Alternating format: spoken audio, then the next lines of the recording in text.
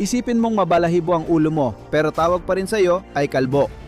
Ganito ang buhay ng dakilang agilang kalbo, ang pambansang simbolo ng Estados Unidos ng Amerika. Amerika.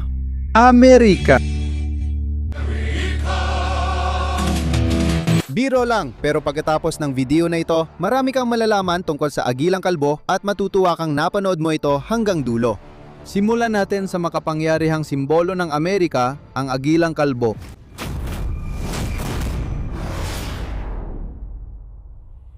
Bukod sa pagiging pambansang sagisag ng Estados Unidos mula 1782, kilala rin ang agilang kalbo bilang mabagsik na mga ngaso.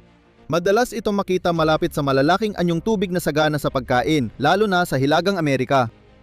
Ang agilang kalbo ay malaking agila na kadalasang nangangaso ng isda gamit ang matutulis niyang kuko.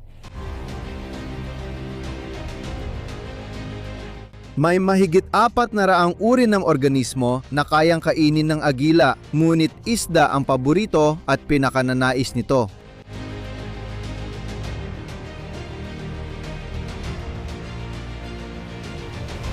Kung ano ang gusto ng puso, yun talaga. Kaya wala tayong magagawa tungkol doon. Tulad ng alam mo, ang bald eagle ay hindi naman talaga kalbo. Ang dahilan kung bakit tinawag itong bald eagle ay dahil kitang-kita ang ulo nito dahil sa kakaibang puting kulay kumpara sa natitirang bahagi ng katawan nito na kulay dark brown. Kapansin-pansin din ang mahaba at matulis na dilaw na tuka. Ang mga balahibong kulay dark brown ay halos magkapareho sa parehong kasarian, ngunit sinasabing mas malaki ng 25% ang babaeng bald eagle kaysa sa lalaking bald eagle. Hindi pa tiyak ng mga siyentipiko ang dahilan ng pagkakaibang ito sa laki, pero dahil ang mga babae ang gumagawa ng pugad at naglilimlim ng itlog, mas mainam na mas malaki sila. Kasama sa mga morpolohikal na katangian ang haba ng katawan na 70 hanggang 100 sentimetro, bukang pakpak na tinatayang 5 hanggang 7 talampakan at bigat ng katawan na nasa pagitan ng 3 hanggang 6 na kilo. Alam mo rin ba na ang paningin nito ay humigit kumulang 4 hanggang 8 beses na mas matindi kaysa sa karaniwang tao? Talagang hindi ka panipaniwala yon, hindi ba? Mas hindi ka panipaniwala pa dito ang katotohanang mayroon itong malinaw na lamad sa talukap ng mata na nagpapahintulot dito na makakita ng malinaw kahit nakapikit ang mga mata nito. Karaniwan, ang agila ay gumagawa ng pugad sa mga punong coniferous at punong hardwood na may taas na 20 metro at lalim na 10 metro. Sa pagpili ng tirahan, isinasaalang-alang din ang lapit sa anyong tubig para mas makita ang mga isda na kanilang pagkain. Malalaki ang pugad nila para magkasya ang kanilang katawan. Ang karaniwang sukat ng pugad ay mula 2 hanggang 4 na talampakan ang lalim at 4 hanggang 5 talampakan ang lapad. Ang pinakamalaking pugad ng agilang kalbo ay naitala sa Florida noong 1900 at 63 may sukat na humigit kumulang 10 talampakan ang lapad at 20 talampakan ang lalim. Maniwala ka man o hindi, pero kasinlaki na yon ng kwarto. Hindi talaga mahilig ang agilang kalbo sa mga tao, kaya pinipili nito ang manirahan sa mga lugar na konti o wala halos tao. Tungkol naman sa bilis nito, kaya nitong lumipad sa bilis na 55 hanggang 70 kilometro bawat oras sa kalaniwan habang umaabot naman ito ng 120 hanggang 160 kilometro bawat oras kapag sumisid para umatake ng biktima.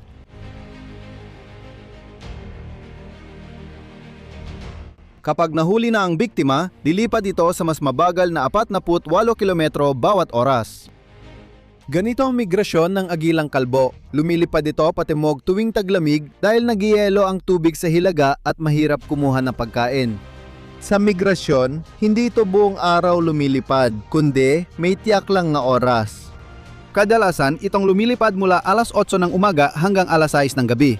Sumusunod din sa tamang schedule ang mga ibong ito. May ilang tao na medyo nalilito sa pagitan ng agilang kalbo at buitre. Gayunpaman, malinaw ang pagkakaiba ng dalawa. Kapag lumilipad, tuwid ang pakpak ng agilang kalbo, habang ang pakpak ng buitre ay parang letrang V. Tinatawag na magnanakaw ang mga agilang kalbo dahil madalas nilang agawin ang huli ng ibang hayop o tao, gaya ng mga mangingisdang nangingisda para sa kabuhayan. Kaya pa nilang kumain ng mga bagay mula sa basurahan o mga tapunan ng basura kung kinakailangan.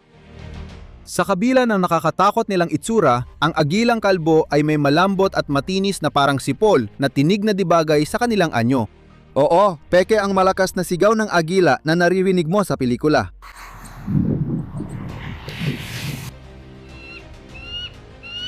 Hindi namin balak sirain ang karanasan mo sa sinehan, pero ganun talaga. Sa totoo, ang boses na madalas mong marinig sa screen na iniuugnay sa bald eagle ay sa red-tailed hawk pala.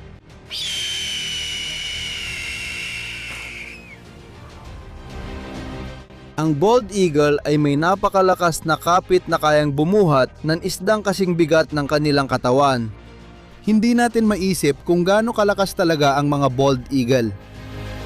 Karaniwan, ang bald eagle ay umaabot sa sexual maturity sa edad na 4 o 5 at ang lalaki ay tapat sa kapareha habang buhay. Pinaniniwala ang bumabalik sila sa kanilang pinagmulan para magparami. Bihira mangyari, pero kapag di makabuo ng anak ang magkapareha, naghihiwalay sila at naghahanap ng bagong kapareha para magparami. Ang karaniwang haba ng buhay ng isang bald eagle ay tinatayang nasa 20 taon, samantalang ang pinakamatandang naitalang buhay na bald eagle ay umabot ng 38 taon. Mas mahaba ang buhay nila kapag nasa pagkabihag. Ang bald eagle na pinakamatagal na buhay sa pagkabihag ay umabot ng 50 taon. Ang haba ng buhay ng agilang ito ay medyo nakadepende sa lugar kung saan ito naninirahan at kung gaano kadaling makuha ang mga biktima mula sa lugar na iyon. Noong matagal na panahon, taong 1995 ito ay kinategorya bilang isang endangered species, ngunit kalaunan ay inilipat sa kategoryang threatened species. Noong 2007, tinanggal ito sa listahan ng mga endangered at threatened species at itinuring ito ng IUCN Red List bilang isang species na least concern. Ang illegal na panganggaso ng mga tao na dating malaking problema ay malaki na ang nabawasan sa mga taon. Sa isang kamakailang pag-aaral sa Florida, napag-alaman na ang taon ng survival rate ng adultong agila ay 100%. Matapos ang Exxon Valdez oil spill sa Alaska na malaki ang epekto sa mga agila, nanatiling 88% ang survival rate nila. Kahit mababa ang mortality rate sa adult, mataas pa rin ang panganib ng pagkamatay ng sisiw sa mga pangunahing lugar.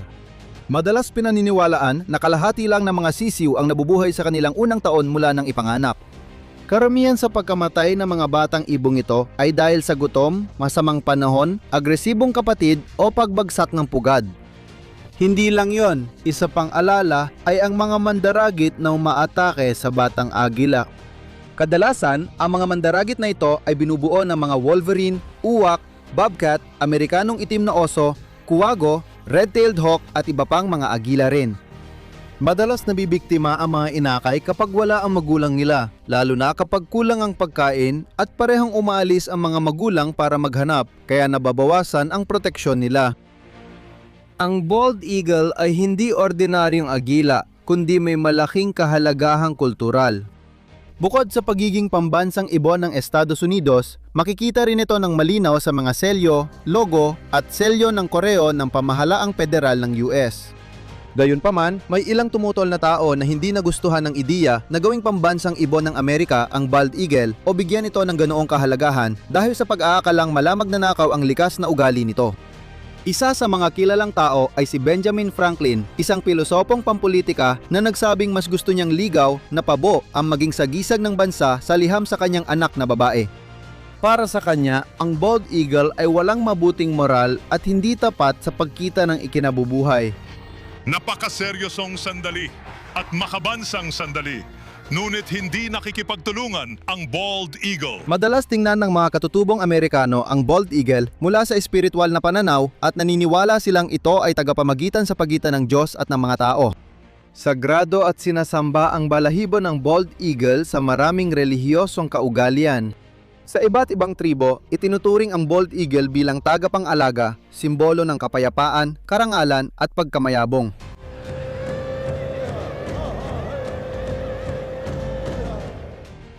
Anong magandang nilalang ang gusto ninyong talakayin namin next? Comment lang sa ibaba. Salamat sa panonood. Kita-kits!